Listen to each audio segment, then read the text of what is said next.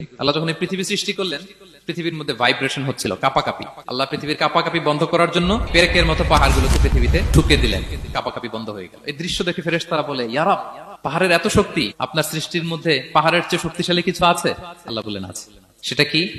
আল্লাহ বললেন সেটা লোহা, কারণ লোহা দিয়ে পাহাড় কাটা যায়, ঠিক কিনা? লোহার কথা শুনে ফেরেশতারা অবাক। ফেরেশতারা প্রশ্ন, তাহলে আপনার সৃষ্টির মধ্যে লোহার চেয়ে শক্তিশালী কিছু আছে? আল্লাহ বললেন আছে। কি সেটা? আন্নার, আগুন। কারণ আগুন লোহাকে কি করে? গলিয়ে ফেলে। ফেরেশতারা শুধু অবাকই হচ্ছে। ফেরেশতারা বলে, আগুনের চেয়ে শক্তিশালী কিছু আছে? আল্লাহ বলে আছে, আলমা, পানি।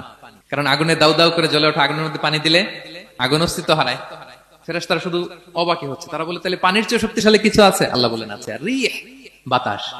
কারণ বাতাস পানিকে একদিক থেকে আরেক দিকে নিয়ে যায়। জলের মধ্যে বায়ুর উচ্ছ্বাস লাগলে জলোচ্ছ্বাস তৈরি হয়, ঠিক কিনা? ফেরেশতারা আবার অবাক হয়ে বলে, তাহলে বাতাসের চেয়ে শক্তিশালী কিছু আছে? আল্লাহ বললেন আছে। সেটা কি? বলতেছে বনি আদম। ওই মানুষ শক্তিশালী যে গোপনে দান করে, এত গোপনে যে ডান হাত কি দান করলো, বা হাত সেটা টের পায় না। পড়েন সুবহানাল্লাহ।